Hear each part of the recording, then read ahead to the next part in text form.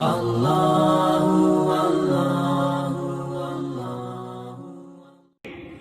जैनियों के एक कार्यक्रम में मुझे दावत दी गई, सर्वधर्म सम्मेलन में लोगों ने कराया था, हर मजहब के लोगों को बुलाया था, 2 मौलाना, 2 ईसाई पादरी, 2 यहूदी राहिब,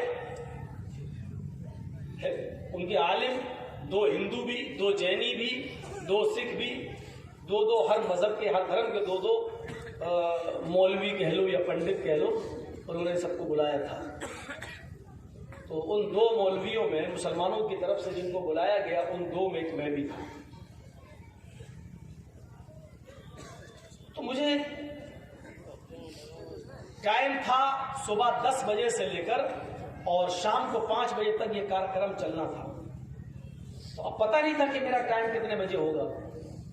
तो मैं 10 बजे तो नहीं पहुंचा, लेकिन मैंने बीच वाला टाइम इख्तियार किया। न जल्दी जाऊं तो ऐसा ना हो कि 10 ही बजे हमको टाइम दे दो। तो हमने कहा ऐसा ना हो कि लास्ट में जाऊं तो ये कहते हैं कि अब तो सारे मौलवी बोल चुके हैं, अब तो हमारा ही रह गया, वही बोलेगा। तो हमने कहा बीच में जाना चाहिए। जोहर की नमाज पढ़ी और उसके बाद मैं गया। जोहर की नमाज के बाद जब गया तो पंडाल खचाखच भरा हुआ था हर धर्म के लोगों से। तो दूर से ही जब मुझे देखा तो बड़ा इज्जत के साथ उनके जैनियों के 2-3 आदमी, 4 आदमी आए और बहुत इज्जत के साथ। वो इस तरीके का वो इंतजाम नहीं होता है जो हमारे यहाँ जलसा तो बहुत बड़ा हो जाता है, लेकिन सिस्टम सही नहीं होता है। यहाँ आने जाने का रास्ता हो तो उधर भी लोग बैठ जाते हैं। बहुत से जलसों में हमने देखा इधर भी आदमी है, इधर भी आदमी, बीच का एक रास्ता बनाया आने जाने के लिए, लेकिन वो भी जब लास्ट मुकर्रर कोई बोलता है तो वो सिस्टम नहीं है हमारे यहाँ। उलमा को लाने का रास्ता अलग हो, जाने का रास्ता अलग हो, लेडीज का अलग हो, जेंट्स का अलग हो। हमारे यहाँ सिस्टम नहीं है। हमारे यहाँ देख लीजिए, अभी हम जलसे के लिए आ रहे थे, बीच सड़क पर मर्द से ज्यादा औरतें खड़ी हैं और ऐसा लग नहीं रहा है जैसे वो जलसे में आई है, लग रहा है जैसे शादी में आई है। लिपस्टिक ऐसे चुपड़े हुए हैं जैसे लगता है अपने आदमी का खून पी के आई है, शौहर का। साड़ी ऐसे पहने हुई है जैसे लगता है कि इन्हीं की शादी है आज। और ये सब जलसे के अंदर हो रहा है, दीन के नाम पे हो रहा है, मर्दों से ज्यादा औरतें हैं। अब जाहिर बात है जिस रास्ते से हमें लाओगे नजर पड़ेगी तो हम तो बोलेंगे, हम कहाँ रुकने वाले आदमी हैं, तो हम बोल दिए। तो वो सिस्टम नहीं हमारे। जलसा तो बड़ा कर लेते हैं लेकिन सिस्टम नहीं। और सिर्फ मोहनपुर वालों के लिए नहीं कह रहा हूं, पूरे झारखंड, बिहार, बंगाल सिस्टम नहीं। बंबई वगैरह में देख लो सिस्टम बहुत अच्छा है, आने का रास्ता अलग, जाने का अलग। मजाल है कि कोई सेल्फी ले ले। अभी तकरीर खत्म हो कि मौलाना एक फोटो सेल्फी, मौलाना जर्जिस की सेल्फी मोबाइल में आ गई। जिसके मोबाइल में मौलाना जर्जिस का फोटो, वो जन्नत तो फिरदौस का हकदार बन गया। अब किसी का बाप भी उसको जन्नत से नहीं निकलवा सकता। तो मौलाना जर्जिस साहब नहीं आ गए वो मोबाइल में, बहुत बड़ा काम हमने सर अंजाम दे दिया। ये यही गुलू होता है और इसी के बाद शिर्क के और बिदात के दरवाजे यहीं से खुलते हैं। और इसीलिए इस्लाम के अंदर तस्वीर को हराम करार दिया गया। अगर तस्वीर का जर्रा बराबर, चींटी के सर के बराबर भी अगर परमिशन या उसके जवाज की परमिशन होती तो सबसे ज्यादा फोटो के और तस्वीर के हकदार जनाब मोहम्मद सल्लल्लाहु अलैहि वसल्लम। कौन नहीं चाहता उनको देखना, लेकिन ये शिर्क के दरवाजे को खोल रहे थे, बिदअतों का दरवाजा खुल रहा था यहां से। इसलिए खुद अल्लाह के रसूल ने फरमाया इतनी इजाजत नहीं कि तक़रीर खत्म होने के बाद आप फोटो खींच लो, सेल्फी लेते रहो। चलो वीडियो लगे हैं, कैमरे लगे हैं, चैनल वाले आए हैं, तक़रीर रिकॉर्ड हो रही है, डायरेक्ट सुनाई दे, ये इस हद तक तो चलो किसी तरह जवाब, क्योंकि अब पाकुड़ तक नहीं मेरी तक़रीर हो, चलो कानपुर में भी लोग सुन रहे हैं, लखनऊ में भी सुन रहे हैं, या यूट्यूब पे डाउनलोड कर दी जाएगी, दुनिया सुन लेगी। चलो ये इसका तो फायदा दिख रहा है, सेल्फी का क्या फायदा है? तो अब उतना भी जायज नहीं है कि एक चीज से निकाल कर आप उसके जवाब का इतना रास्ता निकालें कि चलते फिरते आदमी को भी आप कैद करके अपने मोबाइल में ले। तो सिस्टम हमें और आपको सीखना चाहिए। तो वो आए बेचारे 3-4 आदमी और बहुत अच्छे हिसाब से लाए और हमको स्टेज पे बिठा दिया। हमको कहने लगे मौलाना साहब आपका टाइम 4:30 बजे है। हमने कहा कितना टाइम है? बोले 10 मिनट। सबको 5 मिनट, 7 मिनट, 8 मिनट, 10 मिनट ही टाइम मिल रहा है। और चूंकि सबसे बड़े जो पंडित हैं वो हमारे हैं जेएनयू में, भाई जिन्होंने कराया तो वो तो जाहिर बात है। तो उसके बाद 20 मिनट वो बोलेंगे, यानी 4:30 से 4:40 तक आप बोलेंगे और 4:40 से 5 बजे तक लास्ट में उनका प्रोग्राम होगा। मैंने कहा ठीक है, अच्छी बात है। तो अब तो स्टेज छोड़ के जाना नहीं था, अब वहीं बैठे हुए हैं। 4 बज गए, बैठे हुए हैं। जैसे ही 4 बजे वैसे उनके सबसे बड़े पंडित आए जेएनयू और भीड़ लगी हुई है, उनके पीछे औरतें चल रही हैं और ये चले आ रहे हैं। हमने देखा ये भीड़ क्यों हो रही, पता चला कि वो उनके सबसे बड़े वाले पंडित जो हैं वो आ रहे हैं। तो नजर पड़ी तो देखा वो बिल्कुल बेचारे नंगे चले आ रहे हैं, गुरु घंटाल चले आ रहे हैं। हमने वो चले आ रहे हैं, उनके आगे आगे मर्द, उनके पीछे पीछे औरतें, बीच में वो चले आ रहे हैं। अब बार बार नजर न उठाने के बावजूद भी उठ रही थी कि देखे क्या। अब होता ना कि नई चीज कभी सामने आ जाए तो चाहे कितना नजर नीची करो, इंसान हम भी हैं। अरे क्या होता है मेरे, क्या औरतें क्यों पीछे पीछे चल रही हैं? बहरहाल ऐसे करते रहे, कभी ऐसे देखते रहे, ऐसे करते रहे।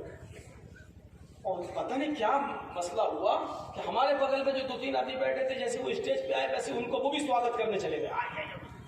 और उसको जब स्टेज पे लाया तो मेरे ही बगल में बिठा दिया। बैठ गए, मेरे जब बगल में बैठे तो अल्लाह अब क्या करें, कैसे करें भाई। और मीडिया वाले तो आप जानते ही हैं, यही मौका देखते हैं। मैंने कहा ऐसा ना हो कि कहीं चले ये वीडियो बना लें या फोटो खींच लें तो, और जब डाल दें तो इसी के बगल में हम दिखें, पूरी दुनिया तो कहेगी मौलाना साहब इस नंगे के साथ क्या कर रहे थे। अजीब मतलब था कि क्या हो, लेकिन अब मजबूरी ये थी कि क्या करें, भाग भी नहीं सकते। तो थोड़ा सा पेशाब का बहाना किया, मैंने कहा अभी आ रहा हूँ। तो उठे और थोड़ा चले, कहाँ जा रहे हैं? अभी आ रहा हूँ। गए तो नहीं, पेशाब लग ही नहीं रहा। तो गए तो थोड़ा सा एक चक्कर लगा के इधर उधर का, फिर आके हम अलग बैठ गए सिर्फ फोटो से बचने के लिए कि इसके साथ मेरा फोटो ना खींचे। होते होते 4:30 बज गए ऐसे। अब 4:30 बजे मेरा नंबर, ठीक 4:30 पर। वक्त की इतनी पाबंदी थी उनके यहाँ कि 1 मिनट भी ना लेट ना 1 मिनट पहले। सिस्टम हमने सीखा उनसे बहुत। जैसे ही 4:30 पे मुझे टाइम दिया 10 मिनट का, और ये था कि 8 मिनट के बाद लाइट, लाल रंग की लाइट जला दी जाएगी सामने। इसका मतलब यह है कि 2 मिनट में अब आप अपनी बात को समेट लीजिए। मैंने ठीक समझ तो गया ही था, 1 बजे से बैठा यही देख रहा। मैंने बहरहाल तकरीर की और तौहीद के ऊपर मैं बोला कि इसमें भी तौहीद, इसमें भी तौहीद, हिंदू धर्म में भी तौहीद, जैन में भी तौहीद, सिखों में भी, ये सब बताता हुआ चला। और ताली बज गई हर बात, हाँ 10 मिनट में तकरीर मेरी खत्म, बैठ गया। उसके बाद वो आया, मैं बोला, उसकी तकरीर भी बहुत अच्छी थी। अब वो जब बोला तो उसको कुर्सी पे बिठा के बोलना पड़ा, इसलिए कि खड़ा कर नहीं सकते थे। तो उसको ऐसी कुर्सी पे बिठाया गया, तो इधर से भी वो घिरी हुई थी, इधर से भी घिरी हुई थी।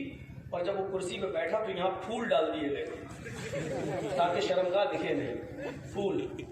तो हमने वहाँ बैठे हुए हिंदू से कहा, पंडित से, जब शर्मगाह छुपाना ही थी तो फूल ही डालना थे तो कपड़ा पहन ऐसे वो कर रहा है, बोलो मत। हमने हमें समझ में नहीं आ रहा है फूल क्यों डाल रहा है, जब छुपाना ही थी तो फिर कुछ पहन लेता। अरे इनमें पहना नहीं जाता है, हो सकता भाई नहीं पहना जाता हो, हमने इतना नहीं पढ़ा। अब वो जैनी जो तकरीर किया तो शुरू के 10-12 मिनट तो बहुत अच्छा बोला, लास्ट में आ गया, कहता है कि हमारे धर्म के अंदर, जैन शास्त्र के अंदर एक ऐसा धर्म है जिसमें किसी भी महान पुरुष का, किसी भी नबी का, किसी भी रसूल का, किसी भी पैगंबर का, किसी भी मुनि का, किसी भी ऋषि, किसी भी अवतार का नाम नहीं है, सिर्फ महावीर जी का नाम है। हमारा दिमाग चौंक गया। मैंने सोचा हो सकता भाई हमने तो पढ़ के देखा नहीं है इतना जैन धर्म को। उस वक्त तो मैं कुछ नहीं बोला, खामोशी के साथ तकरीर खत्म हुई, चला आया। लेकिन मेरे दिल में एक बात चुभ गई कि यार ऐसा कैसे हो सकता है कि हिंदू धर्म में मोहम्मद सल्लल्लाहु अलैहि वसल्लम का नाम हो, सिखों में हो, जैन में ना हो, ईसाइयत में हो, यहूदियत सब में हो, जैनियों में ना हो। मैंने जैन शास्त्र को बाकायदा खरीदा, मैंने महावीर जी की जिंदगी की स्टडी करना शुरू की और मैंने पढ़ा तो एक शब्द मुझे मिला, बड़ा प्यारा शब्द था। पूरा उसका तर्जुमा मैं आपके सामने रख रहा हूं। जैन शास्त्र के अंदर लिखा है, तू पूजा नहीं कर सकता है तो मत कर, तू किसी गरीब की सेवा नहीं कर सकता है तो मत कर, तू किसी गरीब को दान नहीं दे सकता है तो मत दे, तू किसी यतीम की परवरिश नहीं कर सकता है तो मत कर। तुझे चिंता किस चीज की है, तेरे लिए अरहन काफी है। मैंने दिल में सोचा तेरे लिए अरहन काफी है। ये अरहन जो कहा गया है, अरहन ये कुछ न कुछ तो है। तेरे लिए अरहन काफी है, ये अरहन क्या है? अरहन को देखने के लिए हमने एक डिक्शनरी खरीदी, 18,000 पेज पर मुश्तमिल है, 18,000 पेज पर मुश्तमिल वो डिक्शनरी, जिसका नाम है नालंद विशाल शब्द सागर। मैंने उस डिक्शनरी को और रा के अंदर में गया, आरा अरहन को देखने के लिए, तो उस आरा में हमें अरहन का शब्द मिला। अरहन के आगे लिखा हुआ था पक्ष दाता। अरहन की मीनिंग पक्षदाता, हिमायत करने वाला, सिफारिश करने वाला, शिफाअत करने वाला। अब हम इसको मिला रहे हैं, तू पूजा नहीं कर सकता है तो मत कर, तू किसी गरीब की सेवा नहीं कर सकता है तो मत कर, तू किसी गरीब को दान नहीं दे सकता तो मत दे, तू किसी यतीम की परवरिश नहीं कर सकता तो मत कर। तेरे लिए अरहन यानी पक्षदाता, शिफाअत करने वाला, सिफारिश करने वाला काफी है। हमने कहा बस यही हमारे नबी का नाम है, अरहन। लेकिन एक्सप्लेन करने के लिए भाई वो तो नहीं मानेगा, सामने वाला कहेगा नहीं अरहन का माना तुम पक्षदाता, तो ये साबित करो कि मोहम्मद रसूलुल्लाह भी पक्षदाता थे, शिफाअत करने वाले थे। तो मैंने एक्सप्लेन किया उसको इस तरह कि पूजा न करना गुनाह है, पूजा करना सवाब है, पूजा न करना गुनाह है, गरीब की खिदमत सेवा न करना गुनाह है, यतीम की परवरिश न करना गुनाह है। और इस पर यह कहा जा रहा है कि अगर तू ये नहीं कर सकता तो मत कर, यानी ये गुनाह कर रहा तो करता रहे। तुझे चिंता किस चीज की है? तेरे लिए अरहन काफी है, यानी तेरे लिए शिफाअत करने वाला काफी है। तो गुनाहगार की शिफाअत करने वाले को अरहन कहा गया है, और यही गुनाहगार की शिफाअत करने वाले को हमारे यहाँ इस्लाम के अंदर अरबी जबान में शफीउल मुज़्नबीन कहा गया है। गुनाहगारों को सिफारिश करने वाला, गुनाहगारों को जन्नत अपनी शिफाअत के जरिए जन्नत का मुस्तहिक बनाने वाला। मेरे भाइयों, अरहन का माना शफीउल मुज़्नबीन मिल गया। अब अगले साल जब उनका जलसा हुआ तो फिर हम लोगों को दावत दी, फिर पहुंचे। अब फिर उससे पहले हमें टाइम मिला, इस मर्तबा हम थोड़ा दूर दूर रहे,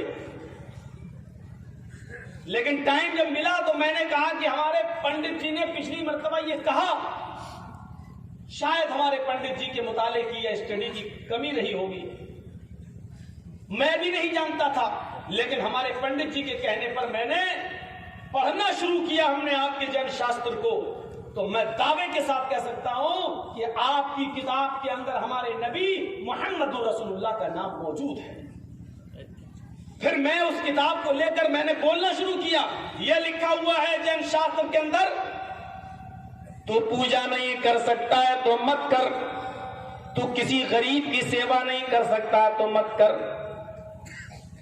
तू किसी गरीब को दान नहीं दे सकता तो मत दे, तू किसी यतीम की परवरिश नहीं कर सकता तो मत कर, तुझे चिंता किस चीज की है, किस बात की है, तेरे लिए अरहन काफी है।